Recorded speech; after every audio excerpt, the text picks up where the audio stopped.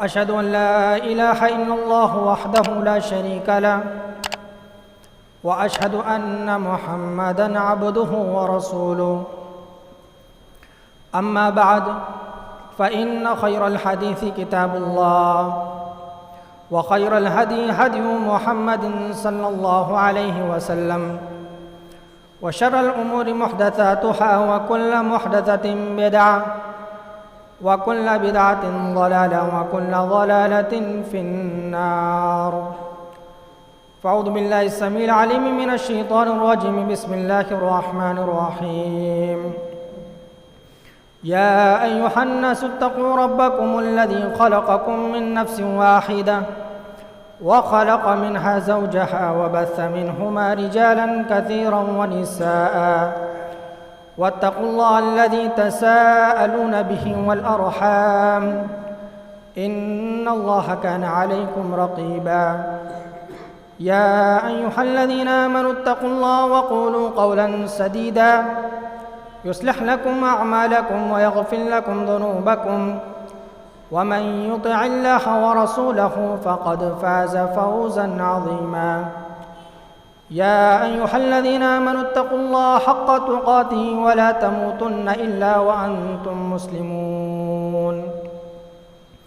اللهم انفعني بما علمتني وعلمني ما ينفعني وزدنا علما يا رب العالمين. رب اشرح لي صدري ويسر لي أمري واحلل عقدة من لساني يفقهوا قولي. رب زدني علما.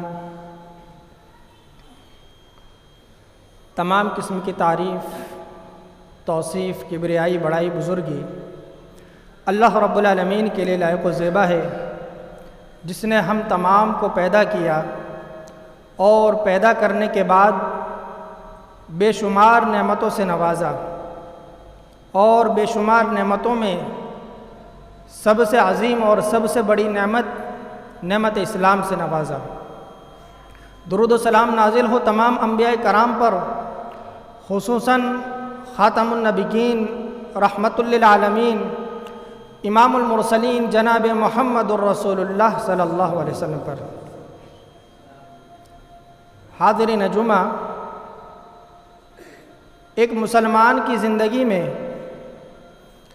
وقت گزرتے، حالات کے بدلتے، کئی ایک ناحیے سے بگاڑ پیدا ہوتے رہتے ہیں۔ کبھی وہ بگاڑ انسان کو کافر بنا دیتے ہیں، کبھی مشرک بنا دیتے ہیں، کبھی بدعتی بنا دیتے ہیں، تو کبھی فاسق و فاجر بنا دیتے ہیں۔ اور کبھی یہ بگاڑ انسان کے عقائد میں ہوتے ہیں، تو کبھی عبادات میں ہوتے ہیں، تو کبھی اخلاق میں بھی ہوتے ہیں۔ آج امت کی پریشانی یہ ہے، ان کی تکلیف یہ ہے کہ ان کے یہاں عقائد کے بگاڑ پر تو توجہ دی جاتی ہے، عبادات کے بگاڑ پر تو توجہ دی جاتی ہے، لیکن اخلاقی بگاڑ، جو کبھی کبھی اخلاقی بگاڑ کافر بھی بناتے ہیں، مشرک بھی بناتے ہیں، بدعتی بھی بناتے ہیں، اور فاسق و فاجر بھی بناتے ہیں، ان اخلاقی بگاڑ پر ہماری توجہ نہیں جاتی۔ اخلاقی بگاڑ ویسے ہمارے درمیان بہت سارے ہیں، لیکن ان بہت ساروں میں سے چند ایک کا تذکرہ کرنا میں آپ کے سامنے وقت کے حساب سے مناسب سمجھتا ہوں۔ ان میں سب سے پہلا بگاڑ زبان کا زیادہ استعمال کرنا۔ یہ زبان کا زیادہ استعمال کرنا اسلام نے اسے پسند نہیں کیا ہے کہ ایک مسلمان اپنی زبان کا زیادہ استعمال کرے، زیادہ گفتگو کرے، زیادہ باتیں کرے، زیادہ مجلسیں جمائے، ادھر ادھر بیٹھ کر ادھر ادھر کی باتیں کریں، یہ اسلام نے ہرگز پسند نہیں کیا، بلکہ اللہ کے نبی صلی اللہ علیہ وسلم نے ارشاد فرمایا، من کان یؤمن باللہ والیوم الآخر فلیقل خیرا او لیصمت۔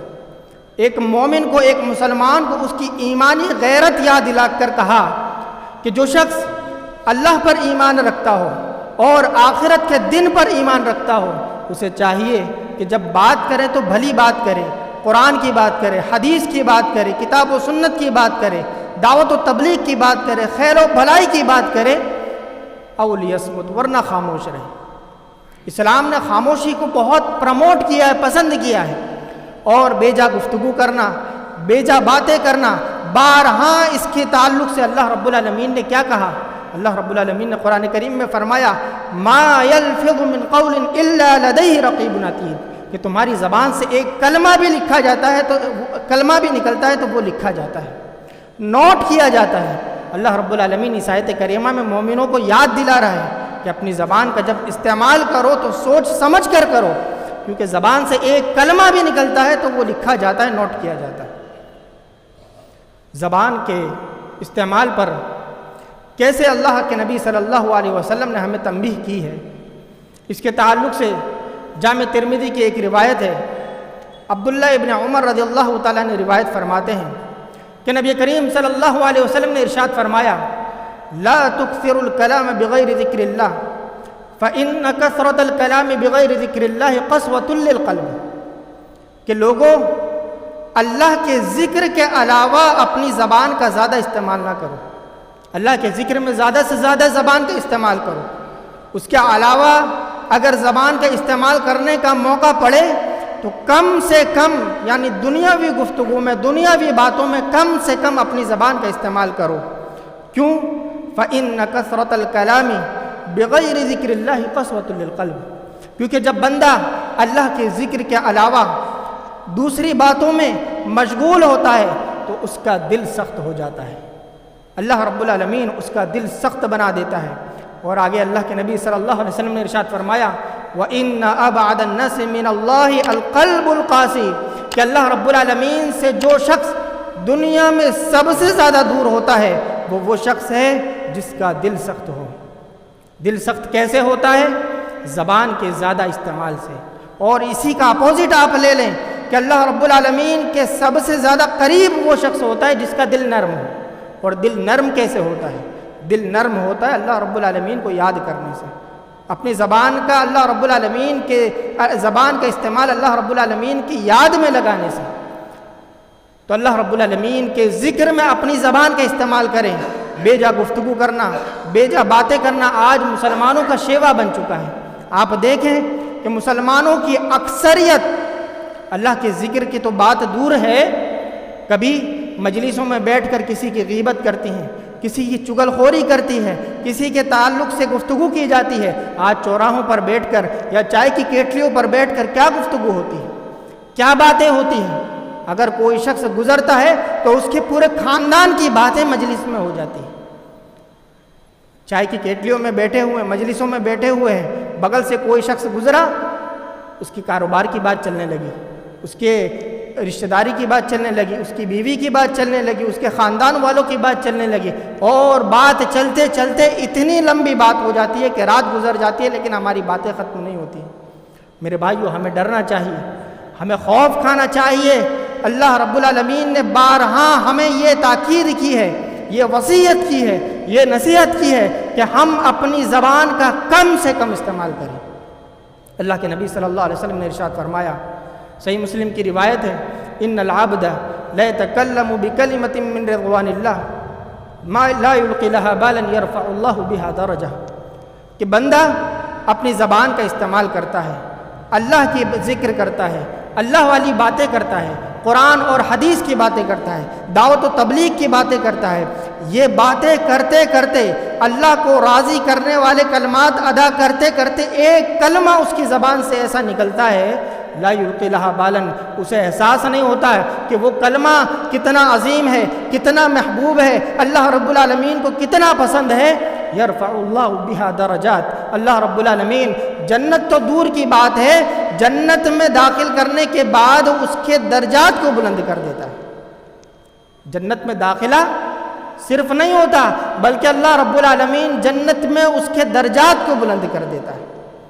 اسی طریقے سے ایک دوسرا بندہ، ان العبد لا يتكلم بكلمة من رضوان اللہ ما يلقي لها بالا يهوي بها جہنم، کہ ایک بندہ اللہ کو ناراض کرنے والے کلمات ادا کرتا ہے، اللہ کا ذکر نہیں کرتا، ادھر ادھر کی باتیں کرتا ہے، مجلسوں میں غیبت کرتا ہے، چغل خوری کرتا ہے، اور یہ جو حدیث جو مردوں سے کہی جا رہی ہے یہ نیچے سننے والی عورتیں بھی یاد رکھیں، کیونکہ سب سے زیادہ اگر زبان کسی کی استعمال ہوتی ہے تو عورتوں کی استعمال ہوتی ہے۔ یہ کہا جاتا ہے کہ دنیا کا سب سے بڑا جھوٹ یہ ہے کہ دو عورتیں بیٹھی اور خاموش بیٹھی، عورتیں خاموش نہیں بیٹھ سکتی۔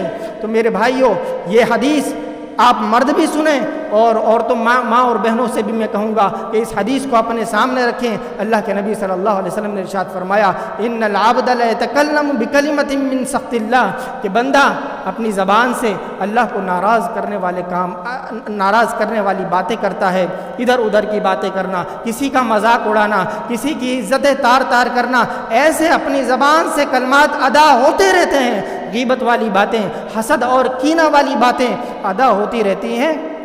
کیا ہوتا ہے؟ ایک کلمہ اس کی زبان سے ایسا نکلتا ہے، ما یلقی لہا بالن، اسے احساس نہیں ہوتا کہ یہ کلمہ اللہ رب العالمین اس سے کتنا ناراض ہونے والا ہے، کتنا ناخوش ہونے والا ہے، اللہ رب العالمین کتنا غضبناک ہونے والا ہے۔ یہوی بہا جہنم، اس ایک کلمے کی وجہ سے اللہ رب العالمین اس کی ساری عبادتوں کو درکنار کر کے اسے جہنم میں داخل کر دیتا۔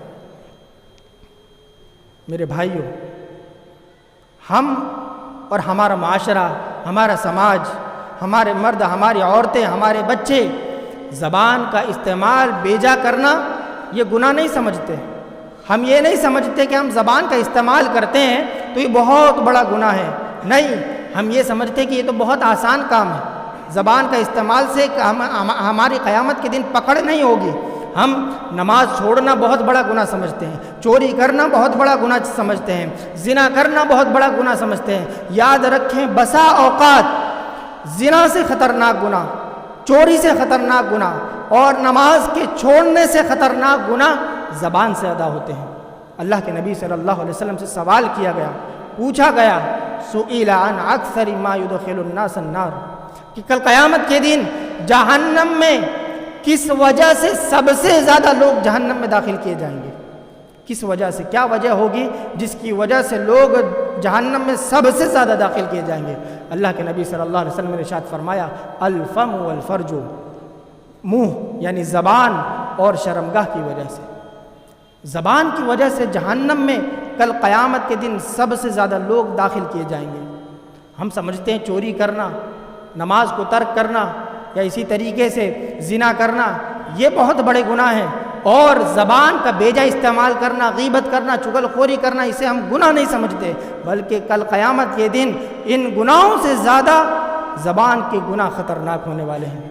کل قیامت کے اللہ کے نبی صلی اللہ علیہ وسلم نے ارشاد فرمایا کہ جب میں نے جہنم کی زیارت کی، جہنم کو دیکھا، تو میں ایک قوم کی طرف سے گزرا، مررت بقوم لہم اظفار من نحاس، ان کے ناخون کیسے تھے؟ جب اللہ کے نبی صلی اللہ علیہ وسلم کو معراج کرائی گئی تو اللہ کے نبی صلی اللہ علیہ وسلم نے جہنم کو بھی دیکھا، جہنم کو دیکھا تو دیکھا کہ کچھ لوگ ایسے ہیں جن کے ناخون تانبے کے، یخمشون وجوہہم وصدورہم، اور وہ اپنے ناخون سے اپنے چہروں کو نوچ رہے ہیں، اپنے سینوں کو نوچ رہے ہیں، اپنے ہی ناخون سے اپنے چہروں کو بھی نوچ رہے ہیں، اپنے سینوں کو بھی نوچ رہے ہیں۔ اللہ کے نبی صلی اللہ علیہ وسلم کو بڑا تعجب ہوا، بڑا تعجب والا عذاب اللہ کے نبی صلی اللہ علیہ وسلم نے دیکھا، پوچھا کہ جبرائیل یہ کون لوگ ہیں جنہیں اپنے ہی ناخون سے عذاب دیا جا رہا ہے، یہ اپنے ہی ناخون سے اپنے چہروں اور اپنے سینوں کو چاک کر رہے ہیں، نوچ رہے ہیں؟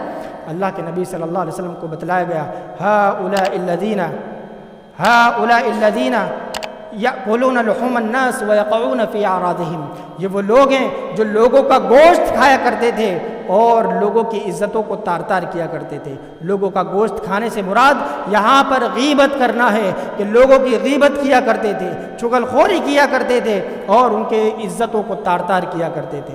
آج دیکھیں ہم میں سے کون زبان کا استعمال کرتا ہے تو یہ سوچتا ہے، یہ فکر رکھتا ہے کہ کل قیامت کے دن اگر ہماری زبان سے ہماری زبان سے ایک کلمہ اگر غلط نکل گیا کسی کی عزت کے تعلق سے، کسی کے آبرو کے تعلق سے، کسی کے خاندان کے تعلق سے، کسی کے اہل و عیال کے تعلق سے، تو کل قیامت کے دن اللہ رب العالمین ہمیں اس طرح کا عذاب دے گا۔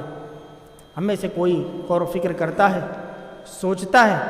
جس طریقے سے کعبے کی حرمت ہے، جس طریقے سے محرم الحرام کی حرمت ہے، جس طریقے سے ذی الحج کی مہینے کی حرمت ہے، جس طریقے سے بیت اللہ کی حرمت ہے، جس طریقے سے حج کے ایام کی حرمت ہے، حج کے ایام کے ہم قدر کرتے ہیں، کعبے کی قدر کرتے ہیں، اسی طریقے سے محرم الحرام اور ذی الحج، یہ جتنے 4 مہینے، ان مہینوں کی ہم قدر اور قیمت کو سمجھتے ہیں اور قدر کرتے ہیں۔ اسی طریقے سے اللہ کے نبی صلی اللہ علیہ وسلم نے اپنے آخری خطبے میں ارشاد فرمایا، ٹھیک اسی طریقے سے مومن کی عزت بھی ہے، مومن کا احترام بھی ہے، مومن کی قدر و قیمت بھی ہے، اور مومن کا پاس و لحاظ اسی طریقے سے رکھنا ہے جس طریقے سے ہم بیت اللہ کا احترام کرتے ہیں۔ میرے بھائیوں، ہمیں غور و فکر کرنے کی ضرورت ہے، ہمیں سوچنے کی ضرورت ہے کہ ہم اپنی زبان کا کیسے استعمال کرتے ہیں، اور ہمیں ہر وقت ڈرنا چاہیے، خوف کھانا چاہیے۔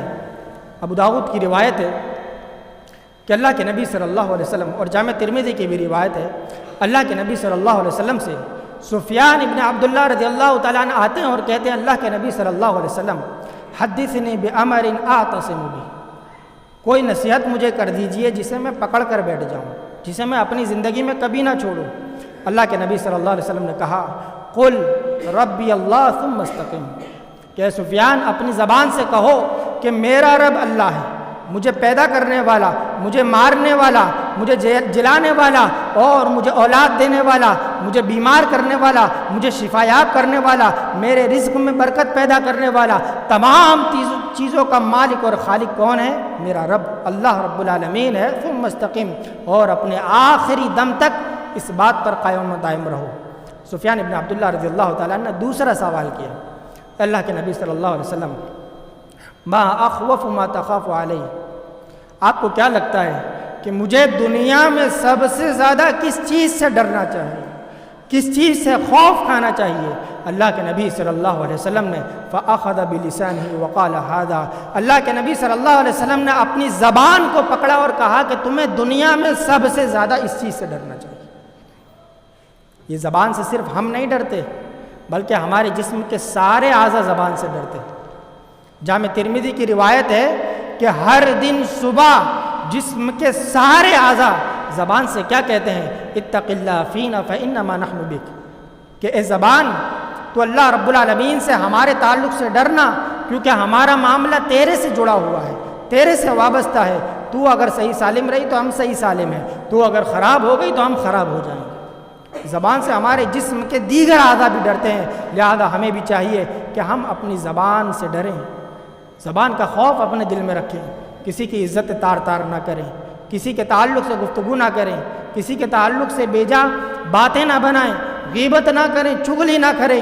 یہ ایسے گناہ ہیں جو انسان کو کل قیامت کے دن ایک کلمے کی وجہ سے جہنم میں داخل کر دیں گے۔ میرے بھائیوں، تو یہ اخلاقی بگاڑ، یہ ایسا بگاڑ ہے کہ کبھی انسان کو کافر بنا دیتا ہے۔ زبان سے کوئی ایک ایسا کلمہ کفریہ نکل گیا، انسان کافر ہو جاتا ہے۔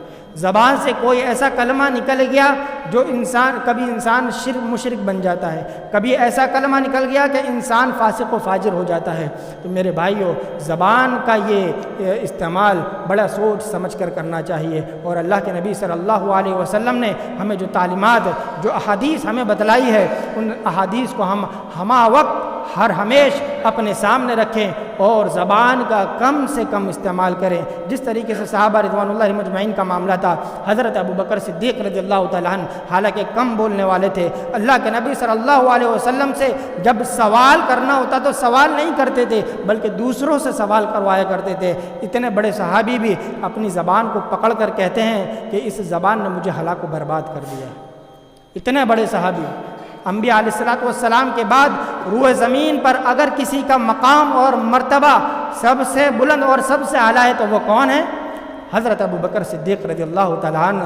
وہ اپنی زبان کو پکڑ کر کہتے ہیں کہ اس زبان نے مجھے ہلاک و برباد کر دیا۔ تو میرے بھائیوں، ہمارا ایمان کیا ہے؟ ہماری عبادتیں کیا ہیں؟ ہمارے روزے کیا ہیں؟ ہمارے قیام اللیل ان کے سامنے کچھ بھی نہیں ہے۔ تو ہم یہ نہ سمجھے کہ ہماری زبان ہمیں ہلاک و برباد نہیں کر سکتی۔ ہماری زبان ہمیں 100% ہلاک و برباد کر سکتی ہے، جبکہ جب حضرت ابوبکر صدیق رضی اللہ تعالیٰ عنہ کی زبان انہیں ہلاک و برباد کے دہانے پر پہنچا سکتی ہے اور انہیں اس چیز کا خوف ہے، تو ہمیں بھی ان سے کہیں زیادہ اپنی زبان سے ڈرنا چاہیے۔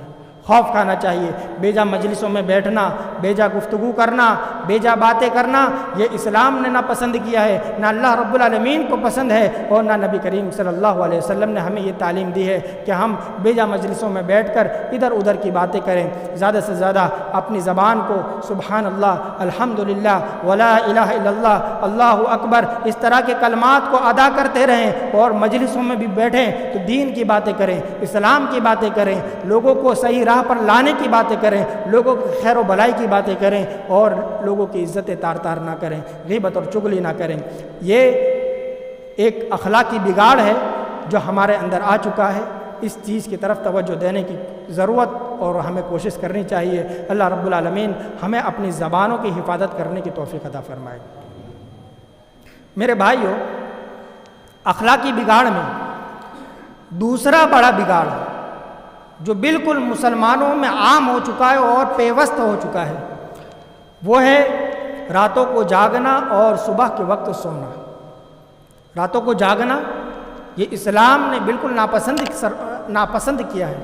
خود اللہ کے نبی صلی اللہ علیہ وسلم کے تعلق سے کیا آتا ہے؟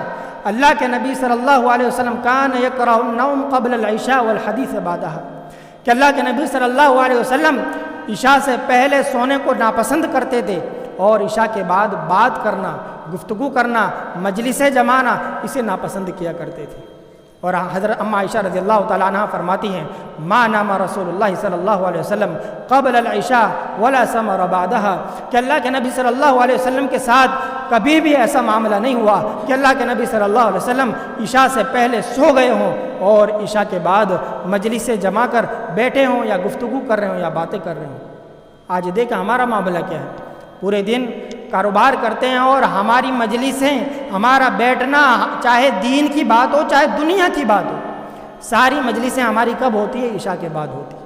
حالانکہ عشاء کے بعد اللہ کے نبی صلی اللہ علیہ وسلم فوراً مسجد سے نکل جایا کرتے تھے اور اپنے گھر میں جاتے تھے۔ گھر میں گرچہ اپنی بیویوں سے گفتگو کیا کرتے تھے، کیونکہ بعض احادیث میں آتا ہے کہ عشاء کے بعد اللہ کے نبی صلی اللہ علیہ وسلم کی باری جس امہات المؤمنین کے یہاں ہوتی تھی، ان کے یہاں ساری امہات المؤمنین، جتنے بھی اللہ کے نبی صلی اللہ علیہ وسلم کی بیویاں ہیں، وہاں اس گھر میں جمع ہو جایا کرتی تھی۔ یعنی اللہ کے نبی صلی اللہ علیہ وسلم اپنی بیویوں، اپنے بچوں کو ٹائم دیا کرتے تھے، غیروں کو ٹائم نہیں دیا کرتے تھے۔ عشاء کے بعد فوراً اپنے گھر میں داخل ہو جایا کرتے تھے۔ لیکن آج ہمارا معاملہ کیا ہے؟ کاروبار سے آتے ہیں، عشاء کی نماز پڑھتے ہیں، کھانا کھاتے، کھانا کھانے کے بعد ہماری جو مجلس ہے وہ اصل 11 بجے کے بعد، 12 بجے کے بعد، 10:30 بجے کے بعد شروع ہوتی ہے، اور ہم سوتے کب ہیں؟ رات میں 1 بجے جا کر، 2 بجے جا کر۔ حالانکہ یہ وہ وقت ہے جس وقت اللہ کے نبی صلی اللہ علیہ وسلم اپنی آدھی سے زیادہ نیند پوری کر چکے ہوتے تھے۔ اللہ کے نبی صلی اللہ علیہ وسلم رات کے تیسرے پہر میں اٹھتے تھے، عبادتیں کیا کرتے تھے، اور صرف اللہ کے نبی صلی اللہ علیہ وسلم کا معاملہ نہیں تھا، بلکہ دیگر صحابہ رضوان اللہ علیہ مجمعین کا معاملہ بھی یہ تھا۔ اللہ کے نبی صلی اللہ علیہ وسلم کے زمانے میں 2 اذانیں ہوا کرتے تھے، ایک سحری کی اذان اور ایک نماز کے لیے، صبح کی نماز کے لیے اذان۔ اور یہ اذانیں ہمارے یہاں صرف رمضان میں ہوتی ہے، اور بعض جگہوں پر تو رمضان میں بھی نہیں ہوتی ہے، لیکن اللہ کے نبی صلی اللہ علیہ وسلم کے زمانے میں یہ اذان سال کے پورے مہینے ہوا کرتی تھی۔ سال کے پورے مہینے میں یہ 2 اذانیں ہوا کرتی تھی۔ جب پہلی اذان ہوتی تھی یعنی سحری کی اذان، اسی اذان میں اکثر و بیشتر صحابہ رضوان اللہ علیہ مجمعین اٹھ جایا کرتے تھے، کوئی نماز پڑھتا، کوئی قرآن کی تلاوت کرتا، کوئی دعائیں مانگتا، کوئی اللہ رب العالمین سے گفتگو کرتا۔ یہ ہمارے سلف کا منہج ہے، یہ ہمارے سلف کا طریقہ تھا کہ وہ رات کو جلدی سو جایا کرتے تھے اور صبح جلدی اٹھ جایا کرتے تھے، اور اٹھنے کے بعد سوتے نہیں تھے۔ ایسا نہیں تھا جیسے بعض ہمارے مسلمان کا معاملہ ہے کہ وہ رات کو 12 بجے تو سو جاتے ہیں، سونے کے بعد فجر کی نماز پڑھتے ہیں، فجر کی نماز کے بعد پھر دوبارہ سو جاتے ہیں۔ ایسا نہیں، بلکہ صحابہ رضوان اللہ مجمعین کا معاملہ یہ تھا کہ رات کو عشاء کے بعد فوراً سو جایا کرتے تھے، اور رات کے آخری پہر میں اٹھ کر عبادتیں کیا کرتے تھے، پھر فجر کی نماز پڑھتے تھے، فجر کی نماز پڑھنے کے بعد بھی قرآن کی تلاوتیں ہوتی تھی، اور کام کے لیے نکل جایا کرتے تھے۔ یہ سلف کا منہج تھا۔ یہ اللہ کے نبی صلی اللہ علیہ وسلم کی سنت تھی۔ جب ہم اللہ کے نبی صلی اللہ علیہ وسلم کے طریقے کو، آپ کے منہج کو، آپ کے راستے کو ہر معاملے میں لیتے ہیں، چاہے نماز کا معاملہ ہو، روزوں کا معاملہ ہو، زکوٰۃ کا معاملہ ہو، اسی طریقے سے رشتہ داری کا معاملہ ہو، وراثت کا معاملہ ہو، جب ہر معاملے میں ہم نبی کریم صلی اللہ علیہ وسلم کی سنتوں کو ٹٹولتے ہیں تو ہماری یہ ذمہ داری بنتی ہے کہ ہم اللہ کے نبی صلی اللہ علیہ وسلم کے جو شب و روز ہوا کرتے ہیں ان کو بھی ہم دیکھیں کہ اللہ کے نبی صلی اللہ علیہ وسلم صبح کے وقت کیا کیا کرتے تھے، دوپہر کے وقت کیا کیا کرتے تھے، شام کے وقت کیا کیا کرتے تھے، رات میں کیا کیا کرتے تھے، تہجد کے اوقات میں اللہ کے نبی صلی اللہ علیہ وسلم کیا کیا کرتے تھے۔ اسی طرح سے ہمیں اپنے معمول کو بنانے کی ضرورت ہے، اور اس کا فائدہ بھی بہت ہے اور اس راہ سے ہٹ جانے کا نقصان بھی بہت ہے۔ نقصان کیا ہے؟ رات میں لیٹ سوتے ہیں تو صبح کی نماز جاتی ہے، یہ تو بہت بڑا نقصان ہے، اور صبح کے وقت سونا یہ بھی بہت بڑا نقصان ہے۔ اللہ کے نبی صلی اللہ علیہ وسلم نے اس تعلق سے بہت پہلے ہی صحیحین کی روایت ہے، صحیح بخاری اور صحیح مسلم کی روایت ہے، امت مسلمہ کو آگاہ کر دیا تھا کہ اگر ایک مسلمان رات میں لیٹ سوئے اور صبح کے وقت نہ اٹھے اور صبح ایسی ہی بے نمازیوں کی طرح، گنہگاروں کی طرح اس کی صبح ہو، تو اللہ رب العالمین کی طرف سے اسے کیا عذاب دیا جاتا ہے، دنیا میں ہی کیا عذاب دیا جائے، آخرت میں تو عذاب ملنا ہی ہے۔ نمازیں آپ چھوڑتے ہیں، فجر کی نماز، آخرت میں عذاب ملنا ہی ہے۔ بعض محدثین اور بعض مفسرین کے یہاں وہ انسان جو ایک وقت کی نماز چھوڑتا ہے وہ کافر ہو جاتا ہے، یہ ایک الگ مسئلہ ہے۔ لیکن آئیے اللہ کے نبی صلی اللہ علیہ وسلم کی اس حدیث کو دیکھتے ہیں جو بخاری اور مسلم میں ہے۔ اللہ کے نبی صلی اللہ علیہ وسلم نے ارشاد فرمایا، یعقد الشیطان علی قافیۃ رأس احدکم، کہ تم میں سے جتنے بھی لوگ ہیں ان تمام لوگوں کے پاس رات میں شیطان آتا ہے، شیطان رات میں آتا ہے اور کیا کرتا ہے، ثلاث عقد، 3 گرہ لگاتا ہے، سر کے پچھلے حصے میں 3 گرہ لگاتا ہے، یضرب کل عقدۃ، اور ہر گرہ پر پھونک لگاتا ہے، ہر گھاٹ پر پھونک لگاتا ہے، اور جیسے ہی صبح ہونے والی ہوتی ہے کیا کہتا ہے، علیک لیل طویل فرقد، سو جا رات ابھی بہت لمبی ہے، سو جا رات ابھی بہت لمبی ہے، سو جا رات ابھی بہت لمبی ہے۔ یہ معاملہ شیطان کا ہوتا ہے، ہر دن ہر رات ہمارے ساتھ شیطان کا یہ معاملہ ہوتا ہے۔ یہ کس نے؟ اللہ کے نبی صلی اللہ علیہ وسلم نے ہمیں بتلا دیا ہے۔ ہم رات میں لیٹ سوئیں اور صبح لیٹ اٹھیں تو ہمارے ساتھ یہ معاملہ ہوتا ہے، اور ہمارے ساتھ یہ معاملہ ہو چکا ہے، اور ہم دیکھیں کہ اس کا عذاب اللہ کے نبی صلی اللہ علیہ وسلم نے اس حدیث میں کیا بیان فرمایا، اور اس چیز سے لڑنے والے کا انجام اللہ کے نبی صلی اللہ علیہ وسلم نے کیا ارشاد فرمایا۔ اللہ کے نبی صلی اللہ علیہ وسلم نے ارشاد فرمایا، اذا استيقظ، جب بندہ اٹھتا ہے، فذکر اللہ، اور اللہ رب العالمین کا ذکر کرتا ہے، انحلت عقدۃ، تو ایک گرہ کھل جاتی ہے۔ جب بندہ صبح اٹھتا ہے اور اللہ رب العالمین کا ذکر کرتا ہے تو ایک گرہ کھل جاتی ہے۔ ذکر کیا ہے؟ اللہ کے نبی صلی اللہ علیہ وسلم نے ہمیں وہ بھی بتلا دیا۔ صحیح بخاری کی روایت ہے کہ اللہ کے نبی صلی اللہ علیہ وسلم جب سو کر اٹھتے تھے تو کیا دعا پڑھتے تھے؟ الحمدللہ الذی احیانا بعدما اماتنا والیہ النشور، کہ تمام تعریف اللہ رب العالمین کے لیے ہے جس نے ہمیں مارنے کے بعد زندہ کیا اور اسی کی طرف لوٹ کر جانا ہے۔ یہ اللہ کے نبی صلی اللہ علیہ وسلم نے تعریف کی کلمات ہمیں سکھلائے ہیں۔ کس وقت؟ اس وقت جب ہم سو کر اٹھیں۔ تو سو کر اٹھیں تو سب سے پہلے اللہ رب العالمین کی تعریف کریں۔ پھر آگے اللہ کے نبی صلی اللہ علیہ وسلم نے ارشاد فرمایا، فَإِن تَوَضَّأَ، اور جب بندہ وضو کرتا ہے، انحلت عقدۃ، تو دوسری گرہ کھل جاتی ہے۔ وَإِن صَلَّى، اور جب وہ نماز پڑھتا ہے، انحلت عقدۃ، تو اس کی تیسری گرہ کھل جاتی ہے۔ تینوں گرہ کب کھلتی ہے؟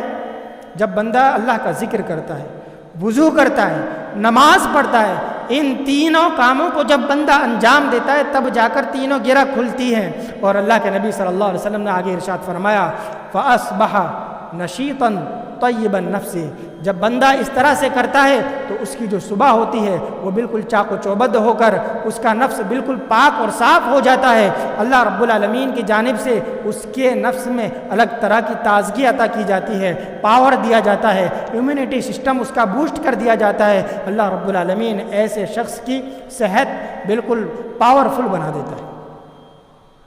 اور اسی طریقے سے جو بندہ نہ اللہ کا ذکر کرتا ہے، نہ وضو کرتا ہے، نہ نماز پڑھتا ہے، اللہ کے نبی صلی اللہ علیہ وسلم نے کیا فرمایا؟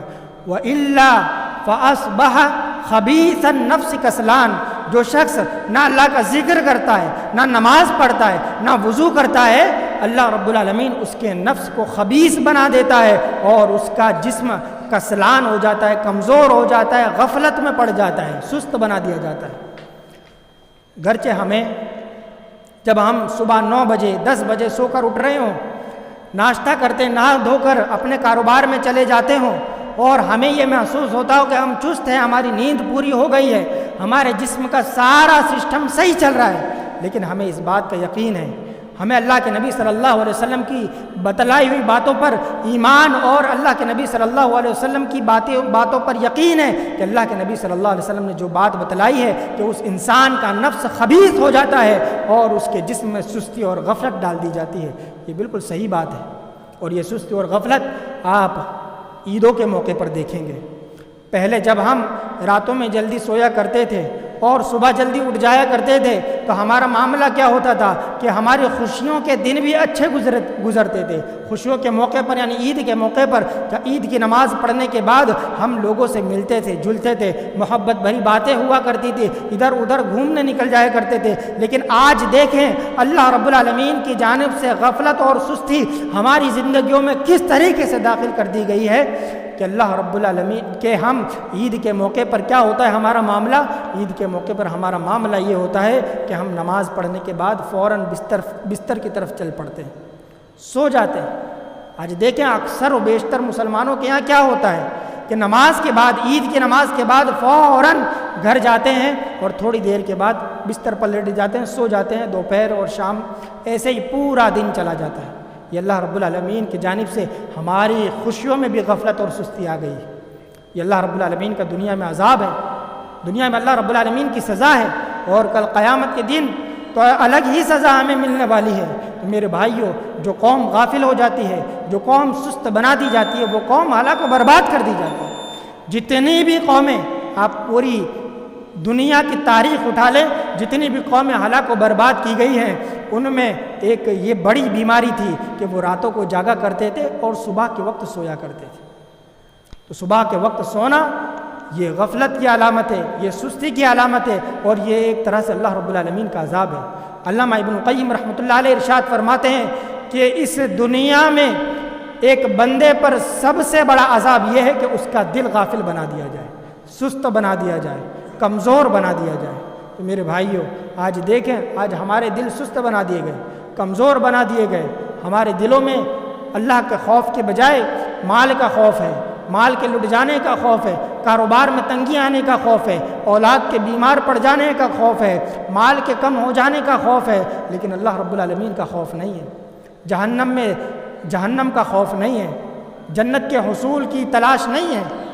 تو میرے بھائیوں، ہمیں چاہیے کہ ہم اللہ کے نبی صلی اللہ علیہ وسلم کا جو طریقہ ہے دن و رات گزارنے کا، شب و روز گزارنے کا، اس طریقے کو اپنائیں۔ اس طریقے کو اپناتے ہیں، آپ دیکھیں کہ جو طریقہ اللہ کے نبی صلی اللہ علیہ وسلم نے بتلایا ہے وہ طریقہ غیر مسلموں میں لیکن ہمارے میں نہیں ہے۔ غیر مسلموں کے یہاں رات میں لائٹیں بند ہو جاتی ہیں، ان کے راستوں میں سناٹا چھا جاتا ہے، اور ہمارے یہاں رات میں ہی لائٹیں جلتی ہیں اور رات میں ہی چہل پہل نظر آتی ہے۔ اور ان کے یہاں جب صبح ہوتی ہے تو صبح کے وقت کوئی ان کی پوجا کر رہا ہوتا ہے، کوئی ایکسرسائز کر رہا ہوتا ہے، کوئی پیپر پڑھ رہا ہوتا ہے، کوئی الگ الگ طریقے کی ایکٹیویٹی کر رہا ہوتا ہے، اور ہم اپنے بستروں پر سو رہے ہوتے ہیں۔ میرے بھائیو، یہ اللہ رب العالمین کی جانب سے بہت بڑی غفلت ہے، بہت بڑی سزا ہے۔ اس چیز کو سمجھیں۔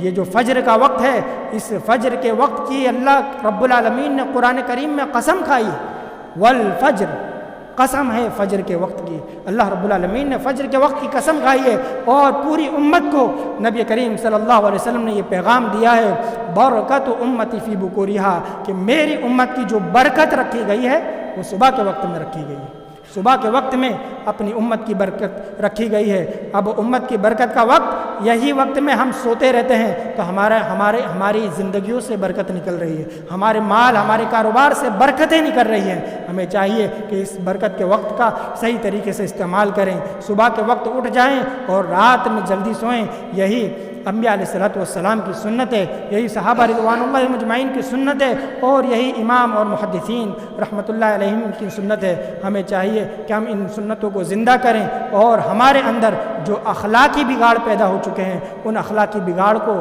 سدھارنے کی کوشش کریں۔ اللہ رب العالمین سے دعا ہے کہ اللہ رب العالمین ہماری زبانوں کو پاک و صاف کر دے۔